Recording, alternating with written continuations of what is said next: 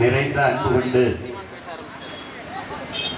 நாங்கள் நெஞ்சார நேசிக்கின்ற எங்கள் தாய் தமிழ் உறவுகளிடத்திலே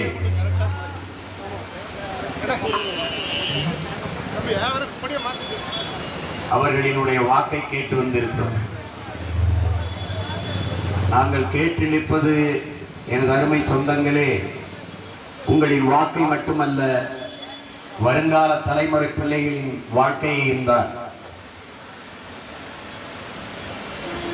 எனவேதான் எங்களுக்கு வாக்களியுங்கள், எதிர்கால பிள்ளைகளுக்கு வாழ்வழியுங்கள் என்று முழக்கத்தை முன்வைத்து இந்த தேர்தலை எதிர்கொள்கிறோம். ஊழல் லஞ்சமற்ற, பசி பஞ்சம் இல்லாத, அடக்குமுறை ஒடுக்குமுறை இது ஏதுமற்ற, பெண்ணி அடிமைத்தனம், பாலியல் வன்கொடுமை, சாதி மத போதை இது ஏதுமற்ற ஒரு தூய சமூகம் படைப்பதற்குத்தான் உங்கள் பிள்ளைகள் இது மாற்றத்திற்கான எளிய மக்களின் புரட்சி என்ற முழக்கத்தை முன்வைத்து இந்த களத்திலே தனித்து நிற்கிறோம். எல்லா கட்சிகளும் பல கட்சிகளை கூட்டணியாக சேர்த்துக் கொண்டு நிற்கிற போது நாங்கள் மட்டும் எங்கள் மக்களோடு சேர்ந்து இந்த தேர்தலை எதிர்கொள்கிறோம். ஏனால் இது என் மக்களுக்கான தேர்தல், மக்களுக்கான அதிகாரத்தை நிறுவுவதற்கான தேர்தல். அதிகாரம் மிக வலிமையானது என்கிறார் அண்ணல் அம்பேத்கர் அவர்கள். நாங்கள் அந்த அதிகாரம் எம் மக்களுக்கானது என்கிறோம். அனைத்து துன்ப கூட்டுகளுக்குமான சாவி ஆட்சி அதிகாரம் மட்டுமே என்கிறார். நீங்கள் இந்த நிலத்திலே நாம் நீண்ட காலமாக அனுபவித்து வருகிற துன்ப துயரங்கள், ஏழ்மை, வறுமைகள், வேலையின்மை, வளச்சுரண்டல், இத்தனைக்கும் காரணம் இந்த ஆட்சியாளர்கள் தந்ததுதான். இதெல்லாம் துன்பத்தை தருபவர்களுக்கு திரும்ப திரும்ப அதிகாரத்தை கொடுத்துக் கொண்டிருப்பது அறிவற்ற செயலாகிவிடும்.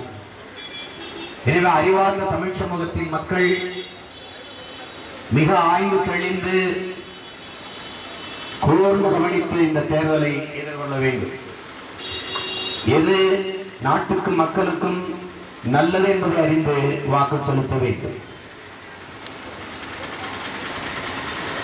கடந்த முறை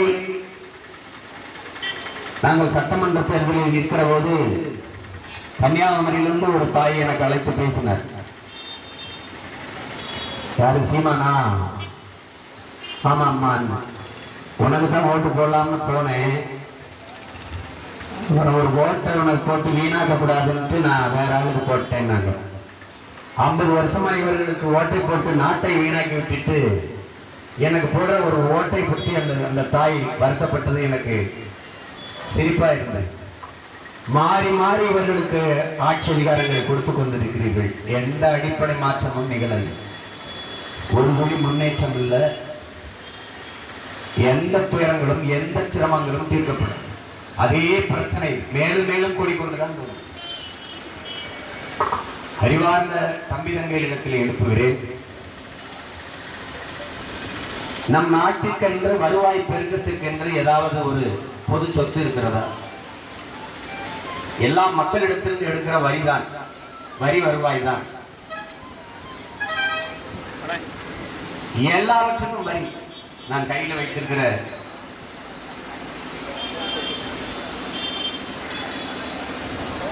அதை மட்டுமே வைத்துக் கொண்டு பொருளாதாரத்தில் மேம்பட்டுவிட முடியும் என்பது எப்படிப்பட்ட செயல் என்பதை அறிவார்ந்த தமிழ் சமூக மக்கள் சிந்தித்து பார்க்கலாம்.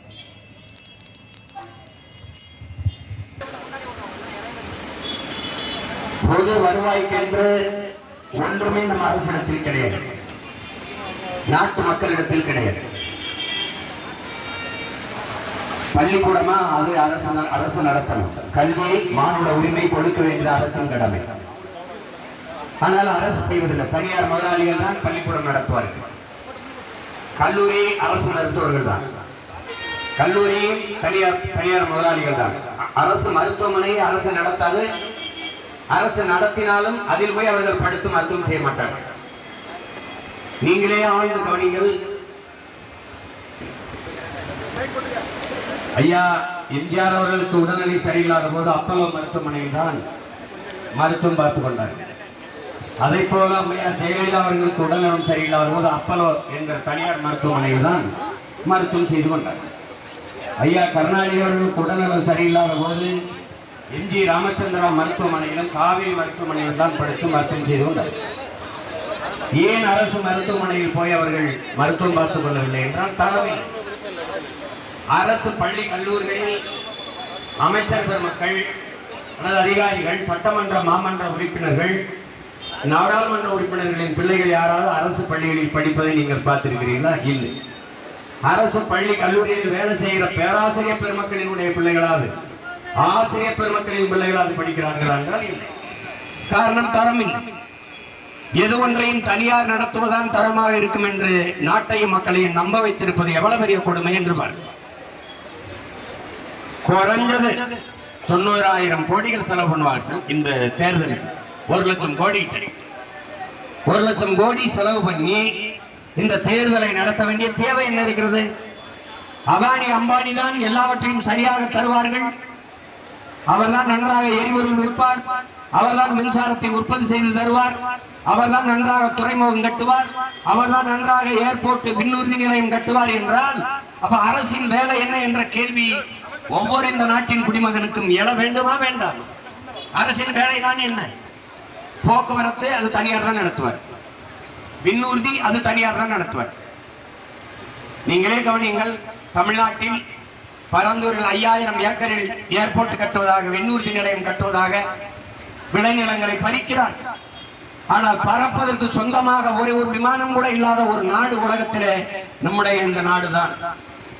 ஒரு பிளைட் கூட கிடையாது, ஒரு பிளைட் கிடையாது. நீங்க ரஷ்யாவுக்கும் உக்ரைனுக்கும் சண்டை, போர், அந்த போரிலே சிக்கிக் கொண்டார்கள் நம்முடைய பிள்ளைகள், படிக்க சென்றவர்கள், வேலைக்கு சென்றவர்கள் பல்லாயிரக்கணக்கில். அவர்களை திருப்பி பாதுகாப்பாக பத்திரமாக நம் நாட்டுக்கு கூட்டிட்டு வருவதற்கு வாகனம் இல்லை, பறந்து செல்ல விண்ணூர்தி இல்லை.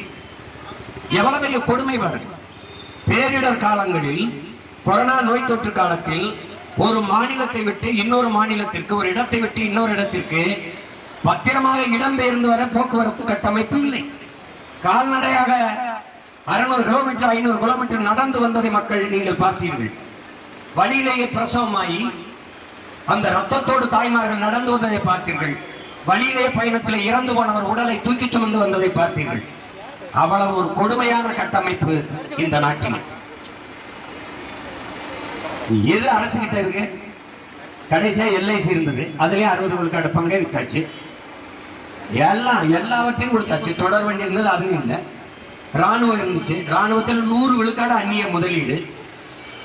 நீங்களே யோசிச்சு பாருங்களேன். ராணுவ ரகசியம் என்று ஒன்று சொல்வார்கள். இப்போது ராணுவத்துக்கு ரகசியம் இருக்கா?